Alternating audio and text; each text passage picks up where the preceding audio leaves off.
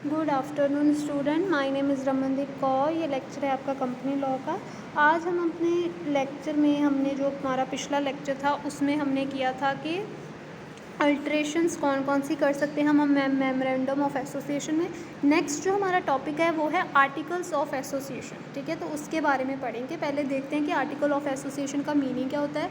Article of association of company contain the rules and regulation relating to the management of its internal affairs. ठीक है, कि article of association क्या है कि company का, कि जिसमें रूल्स एंड रेगुलेशंस होते हैं कंपनी की मैनेजमेंट से रिलेटेड, जो इंटरनल अफेयर, जो ऑर्गेनाइजेशन के अंदर अफेयर्स हैं उनके साथ जो रिलेटेड होते हैं वो कंटेन होते हैं रूल्स एंड रेगुलेशन। ठीक है, इसमें मैनेजमेंट की राइट, पावर्स, ड्यूटी जो होती हैं वो सारा इसमें डिफाइन किया होता है।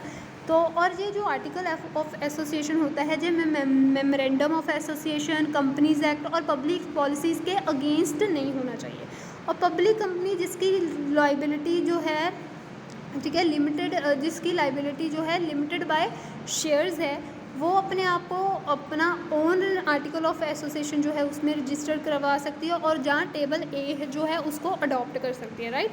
और कंपनी जो लिमिटेड बाय गारंटी है और जिसकी शेयर कैपिटल नहीं है, तो वो भी अपना आर्टिकल ऑफ एसोसिएशन जो है वो करवा सकती है रजिस्टर्ड, और टेबल सी भी अडॉप्ट कर सकती है, राइट। तो कंटेंट क्या है आर्टिकल ऑफ एसोसिएशन का, क्या क्या कंटेंट इसमें इंक्लूड होते हैं। ठीक है जी, adoption of preliminary contract, number of value of shares, allotment shares, calls on shares, transfer share, forfeiture, alteration, share capital, share certificate, conversion of share into stock, meeting and proceedings, voting rights, dividend, revenue, ये सारा, ठीक है, seals of company, procedure of winding up, ये सारा content होता है article of association का, right. तो नेक्स्ट आपके सिलेबस में जो है वो है difference between memorandum of association and article of association. ठीक है, तो हम इनका डिफरेंस पढ़ते हैं। ठीक है, तो basis on the basis of content के बेसिस पर क्या डिफरेंस है इन दोनों के बीच में। जो मेमोरेंडम ऑफ एसोसिएशन होता है वो डिफाइन और डीलिमिट करता है कंपनी के ऑब्जेक्टिव को,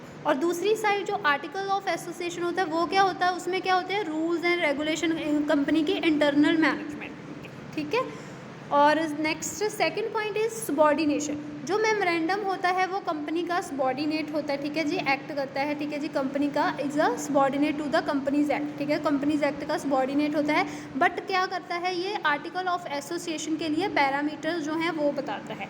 और दूसरी साइड जो आर्टिकल्स होता है वो दोनों का सबॉर्डिनेट होता है, मेमोरेंडम का भी और कंपनीज एक्ट का भी। ठीक है, थर्ड वन इज अल्टरेशन। जो मेमोरेंडम ऑफ एसोसिएशन है उसको हम अल्टर कर सकते हैं, सिर्फ कुछ सर्टन सर्कमस्टांसेस के अंदर ही हम उसको अल्टर कर सकते हैं, बट जो आर्टिकल्स है उसको हम सिंपली स्पेशल रेजोल्यूशन पास करके उसमें जो अल्टरेशंस करनी होती है वो कर सकते हैं, right. Next is relationship. Memorandum जो है वो डिफाइन किसका रिलेशनशिप डिफाइन करता है, कंपनी का आउटसाइड वर्ल्ड के साथ जो है रिलेशनशिप उसको डिफाइन करता है, बट जो आर्टिकल्स है वो आर्टिकल ऑफ एसोसिएशन है वो क्या डिफाइन करता है, रिलेशनशिप कंपनी का उसके मेंबर्स के साथ, right. Next and last point is compulsory registration. हर एक जॉइंट स्टॉक कंपनी को अपने आप को अपना जो मेमोरेंडम ऑफ एसोसिएशन होता है उसको रजिस्टर्ड करवाना पड़ता है एक्ट के under, but in case article, ठीक है, आर्टिकल के केस में अगर public company limited by share है तो उसको ज़रूरत नहीं है कि उसको अपना आर्टिकल ऑफ एसोसिएशन जो है वो रजिस्टर करवाना पड़े, वो उसकी जगह टेबल एफ भी अडॉप्ट कर सकते हैं, राइट। नेक्स्ट जो आपके सिलेबस में टॉपिक है वो है doctrine of constructive notice of article and memorandum. ठीक है, तो इसमें क्या है देखते हैं। ठीक है, जो कंपनी का मेमोरेंडम और आर्टिकल ऑफ एसोसिएशन होता है वो एक पब्लिक डॉक्यूमेंट बन जाता है जब उसको हम रजिस्ट्रार ऑफ कंपनी में रजिस्ट्रेशन करवा लेते हैं। तो ये दोनों जो डॉक्यूमेंट्स होते हैं ये पब्लिकली इंस्पेक्शंस के लिए अवेलेबल होते हैं। हर एक बंदा जो कंपनी के साथ डील करेगा, ठीक है, उसको क्या है, उसको ये माना जाएगा कि उसको जो कंटेंट है दोनों डॉक्यूमेंट्स का वो पता होना चाहिए। ठीक है, तो इसको हम डॉक्ट्रिन ऑफ कंस्ट्रक्टिव नोटिस बोल देते हैं कि कोई भी बंदा जो डील करेगा कंपनी के साथ उसको दोनों जो हमारे हैं दोनों मेमोरेंडम ऑफ एसोसिएशन और आर्टिकल एसोसिएशन दोनों के कंटेंट के बारे में पता होना चाहिए। उसको हम कंस्ट्रक्टिव नोटिस और constructive notice of memorandum and article बोल देते हैं। ये माना जाता है कि जो भी इंडिविजुअल डील करता है कंपनी के साथ उसने सिर्फ डॉक्यूमेंट्स को पढ़ना ही नहीं है, बट उसको अंडरस्टैंड भी हो गया, प्रॉपर मीनिंग जो है उसका वो भी उसको प्रॉपरली पता चला जाएगा, ठीक है।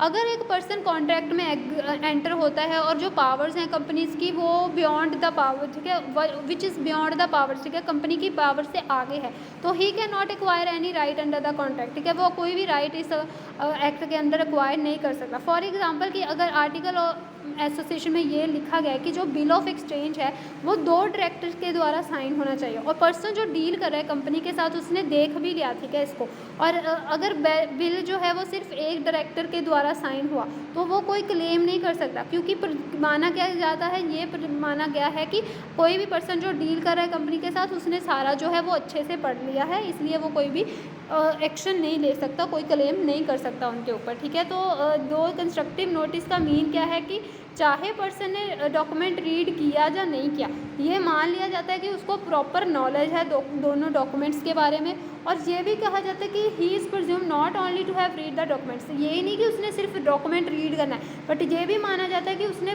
ट्रू पर्सपेक्टिव जो उस डॉक्यूमेंट का है, ट्रू पर्सपेक्टिव उसे अंडरस्टैंड हो गया है, राइट। नेक्स्ट जो आपके सिलेबस में है वो है डॉक्ट्रिन ऑफ इंडोर मैनेजमेंट, ठीक है जी। Role of doctrine of indoor management जो है वो ऑपोजिट है डॉक्ट्रिन ऑफ कंस्ट्रक्टिव नोटिस के, ठीक है। जो कंस्ट्रक्टिव नोटिस था वो प्रोटेक्ट करता था कंपनी को, आउटसाइडर से प्रोटेक्ट करता था कंपनी को, बट जो इंडोर मैनेजमेंट है वो आउटसाइडर को कंपनी के एक्शन से प्रोटेक्ट करता है, ठीक है।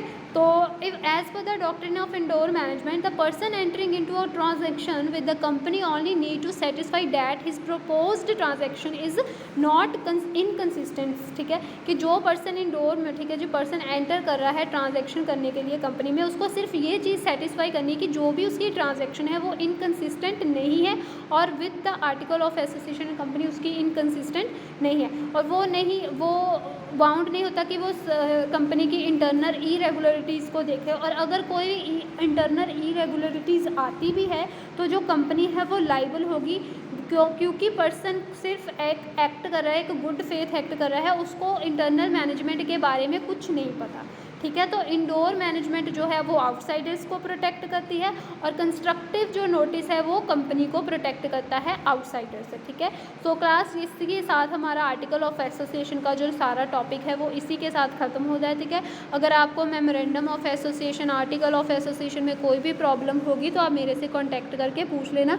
Thank you class.